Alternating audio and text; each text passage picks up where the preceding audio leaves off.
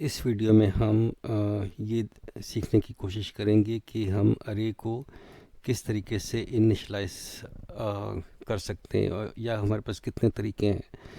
अच्छा जी, हमें ये तो पता चल गया कि हाँ, हम जो है अरे को डिक्लेयर करते हैं तो इसका क्या मतलब है।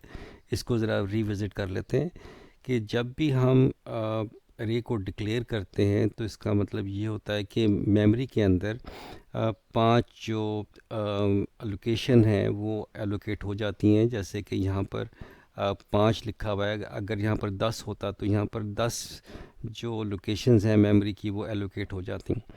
ठीक है, तो ये जो ब्रैकेट्स के अंदर लिखा हुआ है इसको हम लोग टेक्निकली ज़बान में क्या बोलते हैं, साइज़ ऑफ एन अरे। तो मार्क एक अरे का नाम है और इसका जो साइज़ है वो क्या है, वो 5 है। सो मार्क्स क्या है, नाम है अरे का, और इसकी जो साइज़ है इस अरे का वो 5 है। और साइज़ ऑफ एन अरे इसका क्या मतलब है, इसका मतलब है कि मेमोरी लोकेशन के अंदर पांच जो लोकेशंस हैं वो एलोकेट हो गई हैं कंसेक्यूटिव, और इस पूरी कंसेक्यूटिव जो लोकेशन का जो एरिया है इसको हम लोग क्या किस नाम से याद कर रहे हैं, मार्क्स के नाम से याद कर रहे हैं। तो ये था कि अरे को जब हम डिक्लेयर करते हैं तो ये क्या होता है। इसके बाद अब इनिशियलाइजेशन को देखते हैं। अब हम जो पहला तरीका है और सबसे आसान तरीका है वो क्या है कि जब आप अरे को डिक्लेयर करते हैं तो साथ ही आप क्या कर दें, उसको इनिशियलाइज भी कर दें। अब इसका मतलब है कि जब हम लोगों ने ये अरे डिक्लेयर की और करली ब्रैकेट्स के अंदर हमने पांच कंसेक्यूटिव वैल्यूज दे दी, तो इसका मतलब है कि मार्क्स ज़ीरो के अंदर वैल्यू चली जाएगी 55, फिर उसके बाद चली जाएगी 85, यहाँ पर चली जाएगी 65, और यहाँ चली जाएगी 95, और यहाँ चली जाएगी 66। तो रन टाइम के ऊपर सॉरी, जब ये जैसे ही आपने इसको डिक्लेयर किया और साथ ही ये वैल्यूज़ भी दे दी तो ये इस तरीके से ये पॉपुलेट हो जाएगी ये अरे। इसके बाद जो तरीका नंबर 2 है वो ये है कि आप इस तरह नहीं करते, पहले आप इसको डिक्लेयर कर देते हैं और डिक्लेयर करने के बाद में कभी आप इस तरीके से आप इनिशियलाइज कर देते हैं, तो ये भी जब एग्जीक्यूट होगा तो ये जो अरे है इस तरीके से फिल इन हो जाएगी। तीसरा तरीका हमारे पास क्या है कि रन टाइम के ऊपर हम सी आउट और सी इन स्टेटमेंट की मदद से हम अरे को इनिशियलाइज कर सकते हैं लाइक दिस। ठीक है, तो ये तीन डिफरेंट मेथड्स हैं जिसकी मदद से हम अरे को किसी भी अरे को इनिशियलाइज कर सकते हैं। ठीक है, अब एक छोटी सी एग्जांपल भी साथ साथ देख लेते हैं।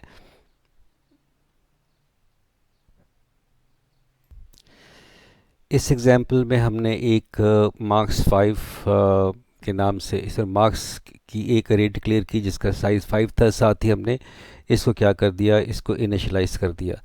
अब हम इसके साथ कुछ ये करना चाह रहे हैं कि ये जो मार्क्स हैं इनका हम टोटल भी निकालें और साथ ही साथ इसकी जो एवरेज है वो भी हम लोग डिस्प्ले कर दें।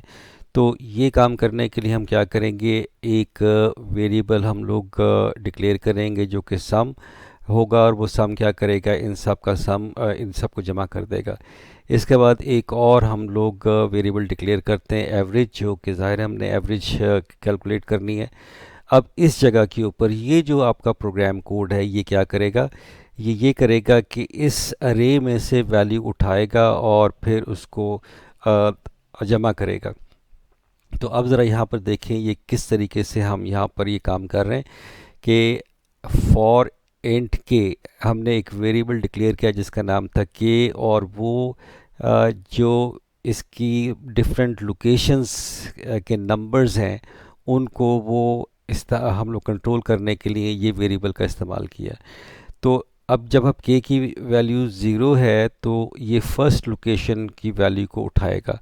तो यहाँ पर अब उसने कह दिया कि is equal to zero, k is less than equal to 4, और ये 4 इसलिए हैं कि यहाँ ये ज़ीरो से स्टार्ट हुआ और ये कहाँ तक जा रहा है, ये 4 तक जा रहा है। तो 0 1 2 3 4 इसलिए यहाँ पर 4 रखा, और ये इंक्रीमेंट और डिक्रीमेंट हो रहा है। अब सम की जो वैल्यू थी, जो भी वैल्यू थी, अब हम यहाँ पर सम प्लस मार्क्स के, जब पहली दफ़ा लूप चलेगा तो के की वैल्यू क्या होगी, ज़ीरो होगी, और वो 55 वैल्यू उठाएगा वो और सम के अंदर जमा करेगा, और फिर ये टोटल जो रिज़ल्ट होगा वो कहाँ चला जाएगा, सम के पास चला जाएगा।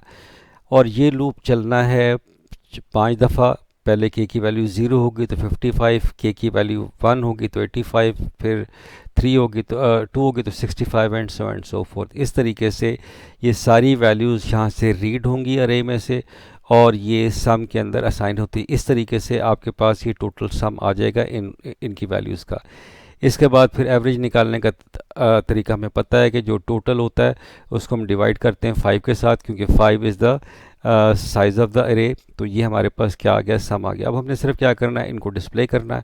सी आउट मार्क्स डिटेल्स हमारे पास ये आ गई, हम लोगों ने सी आउट के ज़रिए लिख दिया। अब ये हम लोगों ने लूप चलाया, ये किस मकसद के लिए चलाया, ताकि जो वैल्यूज़ हैं किसकी, मार्क्स की, ये जो इस अरे के अंदर वैल्यू पड़ी हैं वो क्या हो जाएं, वो आपकी डिस्प्ले हो जाएं।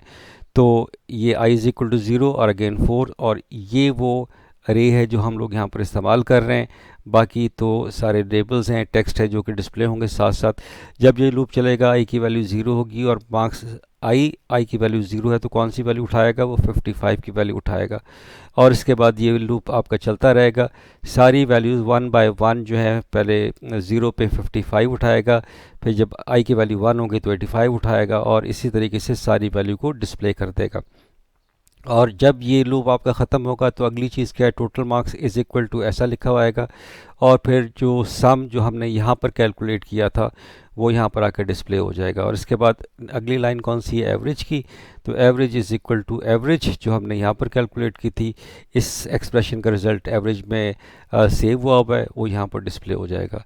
इस तरीके से हम जो है वो अरे को इनिशलाइज़ करते हैं, इसके अंदर हम लोग इसको इस्तेमाल करते हैं प्रोसेसिंग के अंदर, और इस तरीके से इसको हम डिस्प्ले की सूरत में लेकर आते हैं। अब इसकी एग्जीक्यूशन अब ज़रा देख लेते हैं।